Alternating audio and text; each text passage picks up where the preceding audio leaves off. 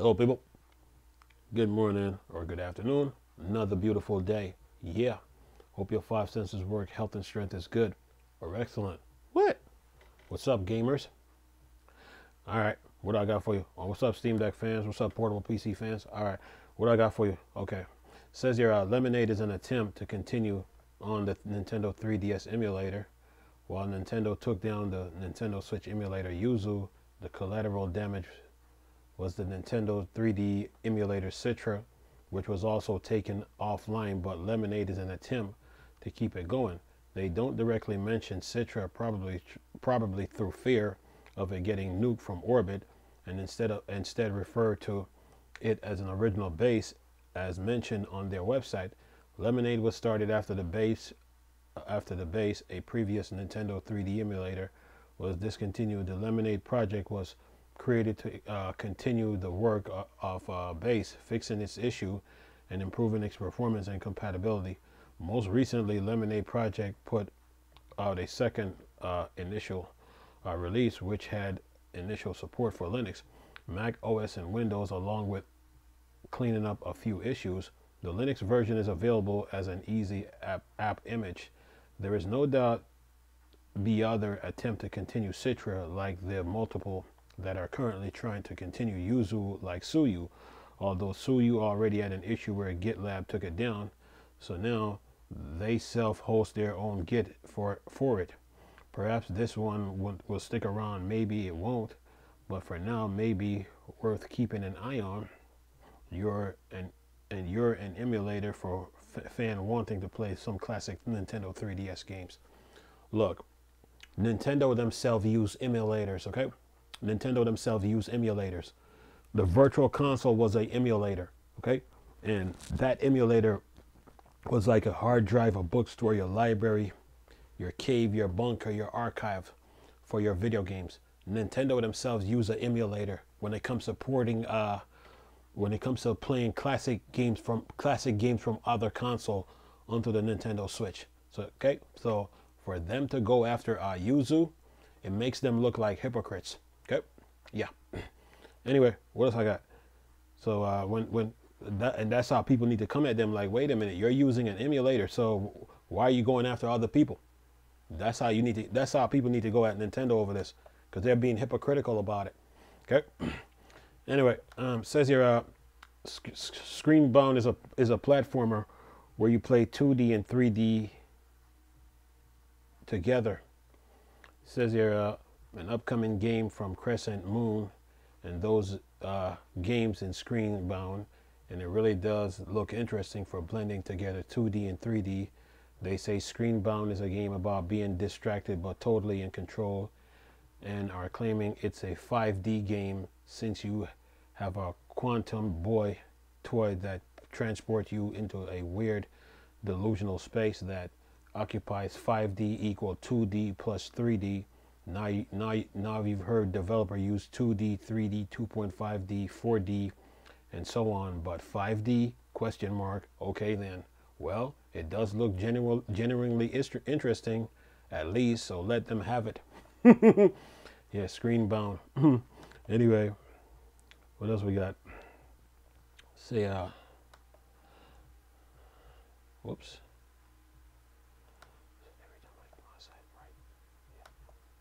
So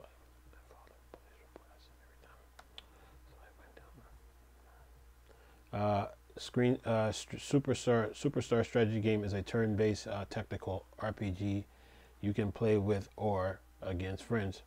Talbaran Games have recently put up a brand new improved demo for Superstar Strategy, a turn-based tactical RPG that you play alone or bring friends along with or against them in a split screen. Says currently the developer is also working on Steelbreaker, a 4-player hack and slash party fighter, which had a few free releases covered previously on Itch.io. The free version of that will stick, but they also expanding that into a full screen release. However, they're mixing their time between the two games, and of April 1st, a Superstar Strategy has referred demo with lots of improvement that worth taking a look at. And you can find the demo on Steam.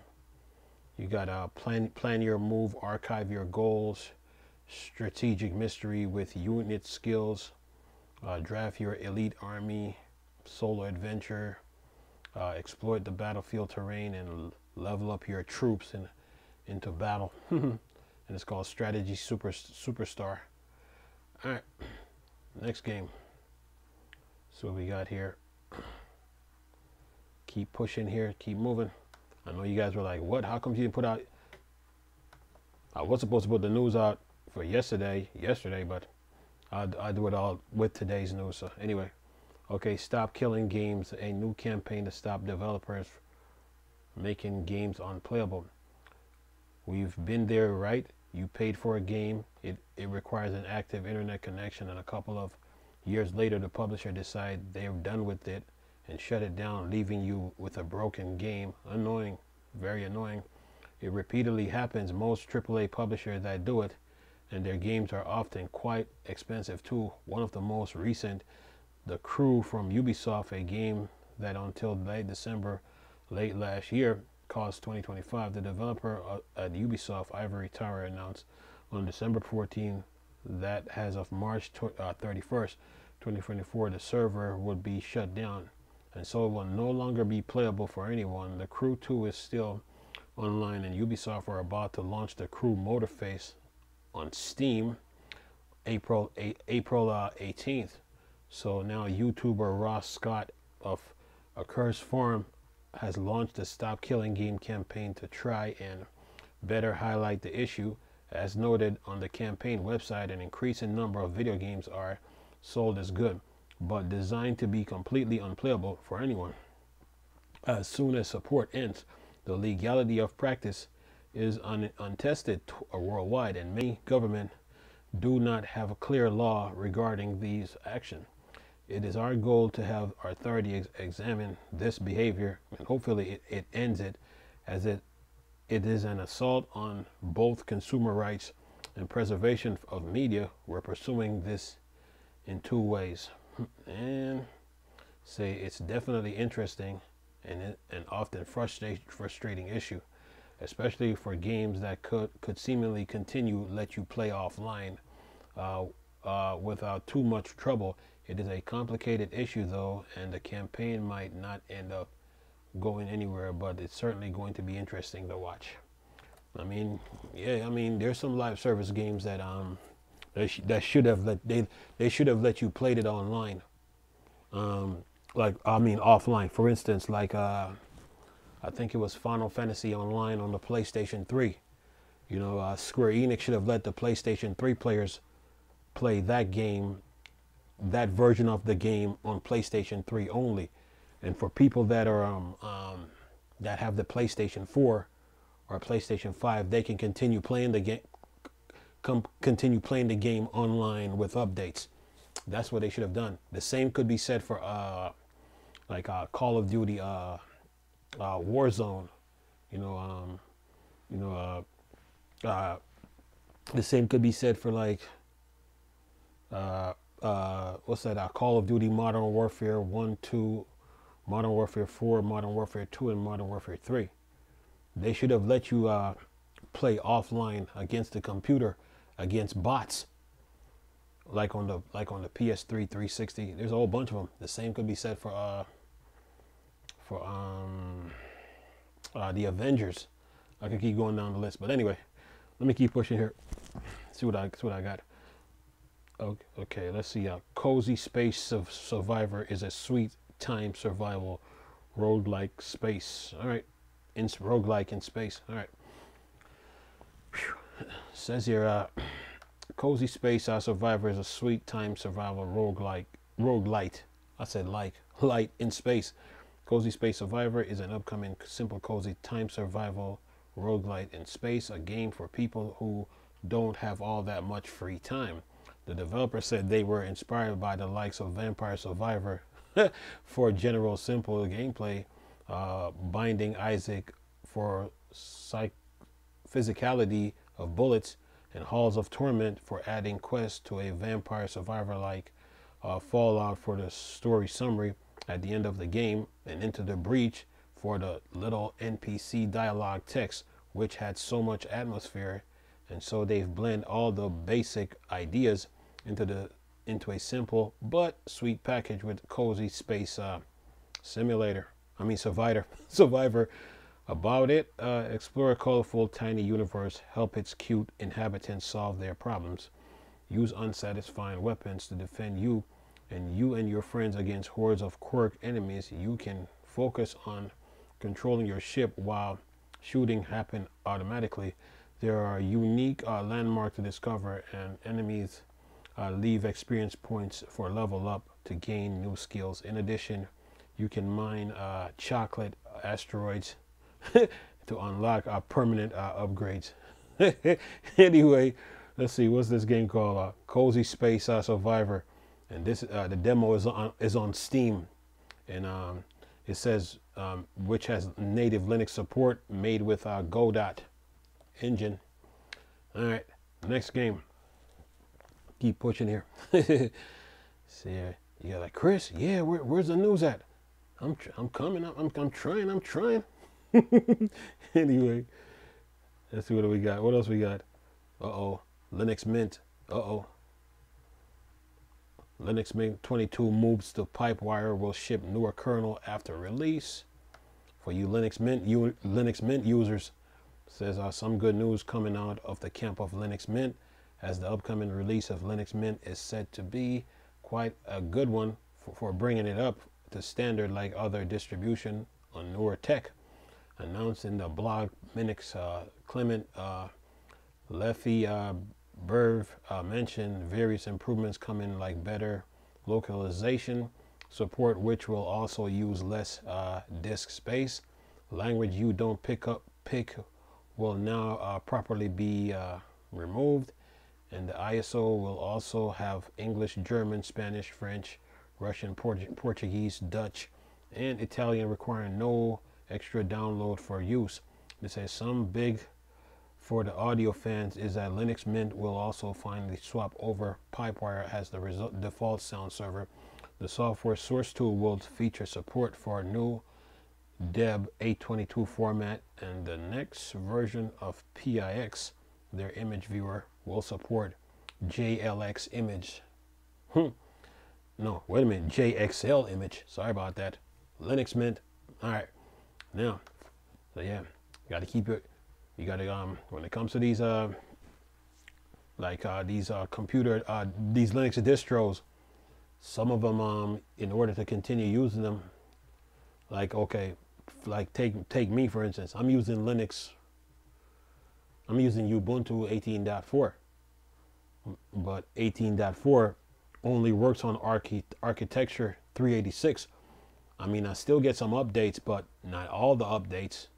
In order for me to continue updating Ubuntu now, I got to jump from 386 to probably 486 or Pentium architecture to get the rest of the updates, and then upgrade all the way up to 24.4. So yeah, now XFCE runs on older machines, but Linux Mint, you know, the architecture might change, so you might want to upgrade it, you know, to keep using it. Anyway, all right, where are we at? Let's see here. Whoops. Did I miss something here? Yes, I did. Moving too quick. Says here, Escape Simulator adds VR support in the latest free update. Escape Simulator from Pine Studios have proven to be popular, so much in fact that they hit 1 million sales in less than a year, and multiple expansions later, there's another big free upgrade. They've had crossover DLC Among Us and Portal, which are both free, as well as a free paid extra DLC with more level and content. Now they're back with free VR upgrade. As they said in the announcement, escape from the base game, as well as the additional free room in a full interactive 3D environment, either by yourself or with friends.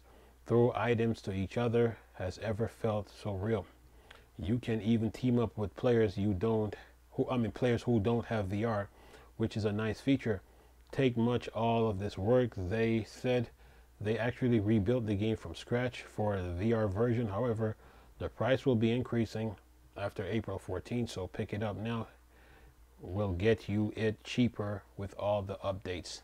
Escape Simulator. It's called Escape Simulator, and it's on the Humble Store and Steam. Say solve puzzles, team up with friends, power by the community, dress to impress, cause chaos, and smash vases. Escape Simulator. Yeah, there's a lot of simulator games out there. Farming, goat, lawn mowing. Yeah. Anyway, keep pushing here, folks. See what else we got. Yeah. Okay. I did Linux Mint. Come on, Chris. Step on it. Move. Okay. Let's see here. So what else we got? Anyway. Mango HUD.0.7.2 RC1 adds Wayland, keybinds, and a time label and bug fixes. The next version of Linux distribution overlay, Mango HUD, is closed, which is released a candidate up to now and ready for testing with Mango HUD. What is it? A Vulkan OpenGL overlay for monitoring FPS, temperature, CPU, GPU, loads, and more on top of games application. You can use it desktop Linux, and it's what form the Steam Deck perform HUD 2. Okay. It says Mango HUD. See? Steam Deck updates. News, deals, games updates. Yeah. That 2 terabytes of storage is really key to the Steam Deck. Just to let you people know. Please put that SSD in the Steam Deck internally. Anyway, where are we? Okay. Next game. Let's see here. Battlefield. Okay. Says here, Battlefield 5 now broken on Steam Deck and Linux with EA Anti-Cheat Live. That's all, folks. EA Anti-Cheat has now been added into Battlefield 5. So it's the end of being able to play it on Steam Deck and other Linux. This joined the likes of Plants vs. Zombie Garden Warfare Deluxe Edition, EA FC 24, EA Sports FIFA 23, Battlefield 2042, Madden NFL 24. That's all have EA owns homegrown anti-cheat that makes them simply unplayable on system running Linux. And then it says here, now if you try to run it, you'll be greeted with an error. A shame to see that a game that multiple years old gets broken like this. No doubt EA will continue to use their own anti-cheat in future online games. Battlefield 1 is still okay. Apex Legend is also running, but perhaps it's only a matter of time before EA force it onto those two. Hopefully at some point Valve can find a way to work with EA on this to get it somehow working with Proton, like we've seen support for Easy Anti-Cheat, BattlEye, Guard Game, and others. What are some alternatives you can recommend for readers now looking to go elsewhere? Well, Valve was working with EA. When EA do something, it's always intentionally done and purposefully done. Yesterday I seen an article with I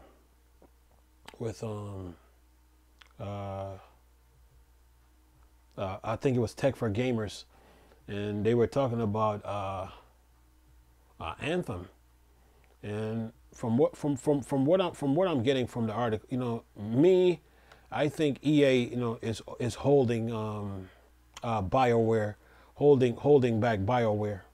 It's like they got games and projects to be working on, and it's like EA will cancel the project, and then BioWare got to start all over again. That's what I'm getting from this whole situation.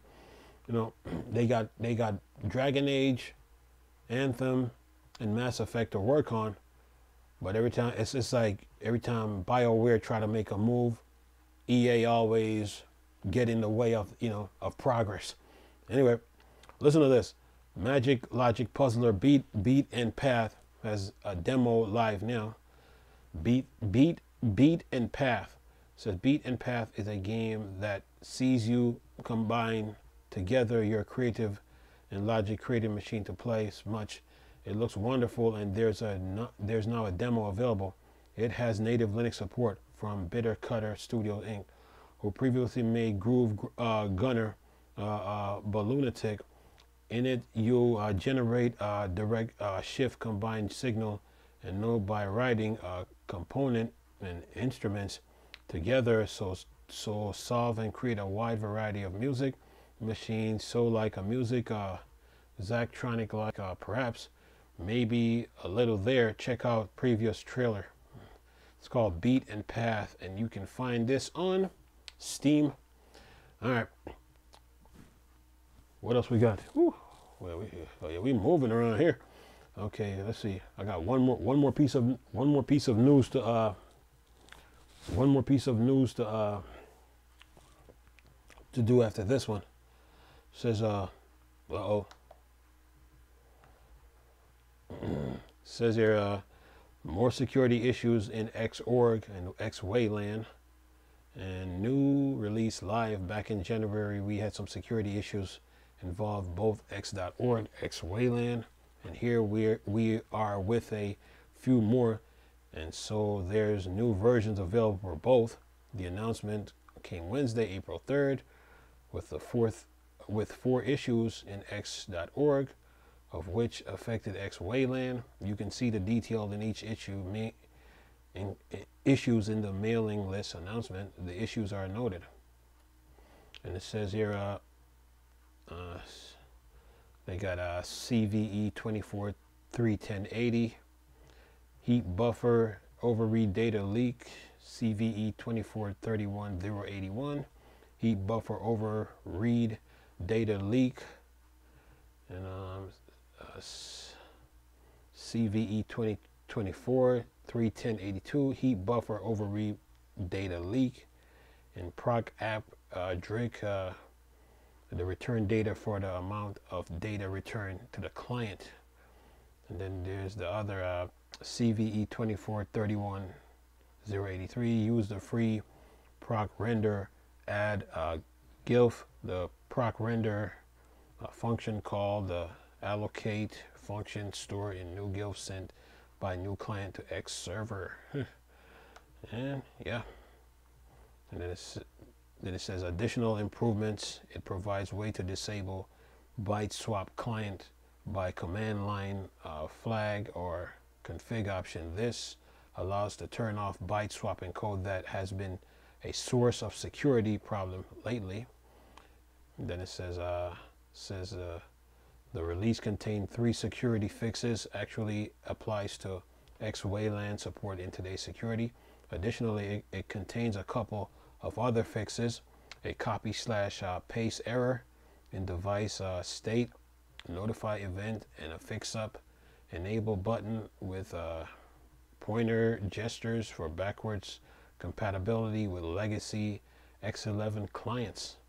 So CVE 31.1080, 31080, 31081, 31083, and then the security issues were CVE 31080, 31081, 31082, 31083, and CVE 2024 31083. So you had to use after free and proc render add GILF. The proc render GILF function calls for allocated functions to store GILF sent by the client to the X server. And yeah, it says would return a new GILF with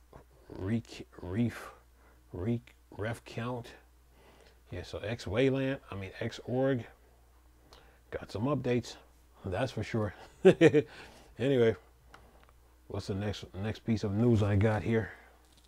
keep you guys up to date here. One more and we're done for now. And we're done. It says a mysterious thriller. The Heirloom launches in October. Looks quite special.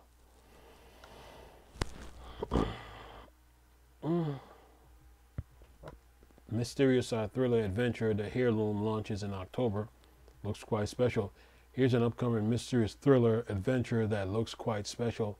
One of the fans' classic adventure, and it's releasing in October. It will have native Linux support and actually miss covering the original Kickstarter and just too many games to follow, where the developer raised $74,072 back in October 23. Just recently they put up a trailer and then it says more about it. After a tragic event, orphaned 16 years old Marla and her younger brother Jack finds themselves in the case of their own living relative, a grumpy old man desperately trying to hide his secrets of the dilapidated, frightening place in which he has been a recluse for many decades. Forced to leave their home, Marla and Jack venture to faraway islands across the ocean to a small, nearly deserted town located in the western part of Scotland, somewhere on the inner High Bridge. Upon arrival, the children begin to notice unexplained, frightening things happening in and around their new home. The other inhabitant of the island struggle so hard to ignore. And then it says game features a mysterious story inspired by atmosphere of Hebrides Scottish folklore. Interesting, touching, sometimes eccentric, funny dialogue. Each decision you make, the plot and can lead to unpredictable results. Stunning hand-drawn graphics, fascinating interactive cutscenes, unique and exciting combination of game mechanics. And this is called the Heirloom, and this is on you can follow it on the Steam page. Well, that is that. So you guys are covered. News, deals, games, updates. When it comes to gaming on the Steam Deck, very important that you put that 2 terabyte of storage in the Steam Deck, so you can get all your updates for all the apps that you use, especially when you go into desktop mode on the Steam Deck and you go in the store, you start downloading apps. All those apps, they get updates. You got to get all your Proton hotfixes, Proton Experimental, Proton from Valve, GE Proton, and whatever launcher you're using. Yeah, those all get updates. So very important, that you put that 2 terabyte of storage in the Steam Deck, whether it's the 64 gig, 256, 512, the 512 OLED, and the 1 terabyte model. That system, it gets updates, man. So yeah, when it comes to the Linux distros, XFCE works on older machines, and then some of the Linux distros, the architecture, they go up to a certain point, meaning like, let's say you're using, say, Ubuntu, say 18.4. It goes up to architecture 386, but you can't run 19.4 on it on 386. You can't run 20.4, 22.4, or 24.4 that comes out this month. So when it comes to Linux distros, you want to make sure that you're using the right architecture, so you might want to go up to, like, say, Pentium architecture, and that way you can keep your Ubuntu's up to date, and I mean, your Linux, Ubuntu or Linux distros, whatever one you're using, and stay up to date. Sometimes it's good to have like 3 to 4 like laptops or desktop using 4 different versions of the Linux distro. You might have one, say, using 24.4, 22.4. I'm just using Ubuntu for example. You can have one using 24.4, the other one using 22.4, or another one using 20.4, and another one probably using, say, 18. So you want to use Linux distros like that. That way you're not missing out on anything. It's the same thing with Windows. Like right now they're using Windows 11. So yesterday you can have a computer using Windows 11, another one using Windows 10, another computer using Windows 7 and 8. Yesterday Microsoft extended the life of Windows 10. So yeah, they're gonna add 4 more years onto it. So they're gonna be plus they're gonna be charging for it. So yeah, it's good to have a different amount of computers. So you can keep up to date. And then keep up to date with these operating systems. Then when it comes to these operating systems, you don't want to find yourself like taking sides about, well, I prefer this over that. Nah. When it comes to these operating systems, whether it's Linux, Windows, or Mac, you want to use all 3 of them. You want to use all 3 of them, and that way you're the one that's benefiting from it. And that way you're not missing out.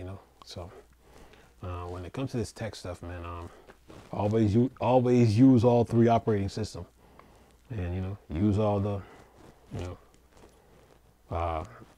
Thunderbird, Firefox, all that benefits you.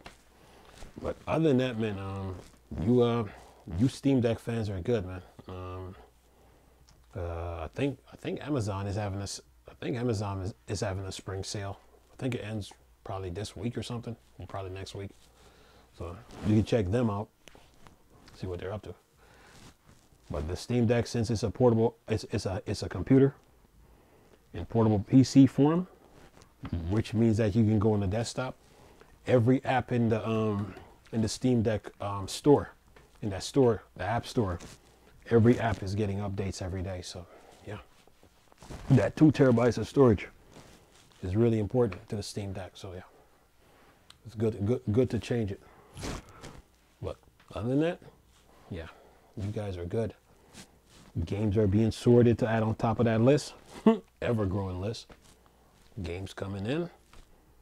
Both sides of the fences, games are getting DLCs and updates. So yeah, and keep gaming, man. But other than that, man, you Steam Deck fans are good.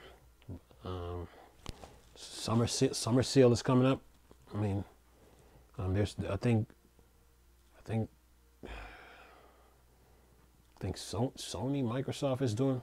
I know Microsoft has a showcase coming. Sony probably have a showcase coming too. So yeah, I'll keep you guys up to date what's going on in the gaming world. But other than that, keep your health in check. Stay safe out there. Stay safe. Take one day at a time and continue to live. Anyway, hope you enjoyed the video. Nice talking to you people again. Chris, still Star Wars and Star Trek thing. Borg, Dark Side. I'm gone. Peace.